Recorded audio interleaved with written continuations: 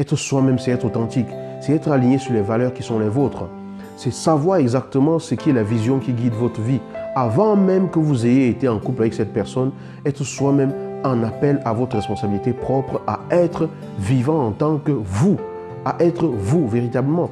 Mais c'est vrai, on peut comprendre que ça puisse être difficile de se dire oui, maintenant j'ai accepté ça et je ne peux plus revenir en arrière. Pourtant au début c'était pour faire plaisir, alors que je ne voulais pas, c'est pas quelque chose, c'est pas moi ça, etc. D'accord, mais cette erreur elle est courante parce que très souvent on nous a appris depuis tout petit à d'abord paraître pour enfin être accepté et seulement dans ce canevas-là apprendre peut-être à être qui nous devons être. Alors que maintenant, ce que je vous invite à faire et ce que je vous appelle à faire, c'est d'abord apprendre à être qui vous êtes. Pouvoir vous accepter d'abord pour ce que vous êtes, avant que d'autres personnes puissent peut-être vous accepter et que de toutes les façons, vous puissiez transparaître de l'extérieur par rapport à ce que vous êtes. Ça veut dire que vos valeurs, vous devez les poser dès le départ et les expliquer et faire comprendre à l'autre ce qui compte véritablement pour vous. Ce qui compte vraiment pour vous, ce qui guide votre vie, ce qui vous anime au quotidien, doit être quelque chose que vous avez toujours clairement établi devant le regard. Je ne dis pas que c'est quelque chose qui ne peut jamais changer, parce que c'est en fait vous qui évoluez. Le processus de croissance vous concerne vous.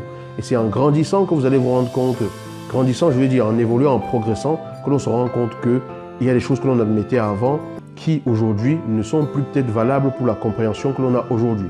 Mais le plus important, c'est toujours d'œuvrer au quotidien pour être le plus proche possible de ce que l'on a reconnu, de ce que l'on ressent comme étant ses valeurs profondes. Ça n'a rien à voir avec les concessions. Parce que lorsque vous êtes avec une personne, une des concessions absolument fondamentales que vous devez faire, c'est d'abord avec vous-même. Acceptez, vous, d'être ouvert à la différence de quelqu'un d'autre qui n'est pas vous.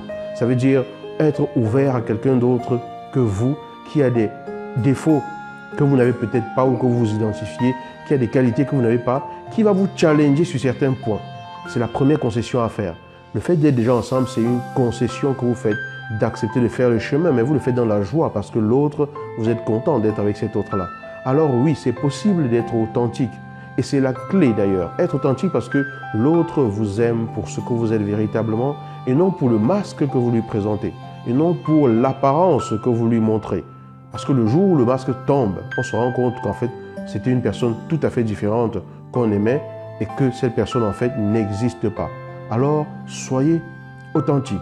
Soyez authentique, soyez clair sur vos valeurs, soyez clair sur ce qui compte pour vous et ensemble, vous allez vous équilibrer, vous allez vous ajuster et choisir d'avancer progressivement ensemble sur ce que vous avez choisi comme vision.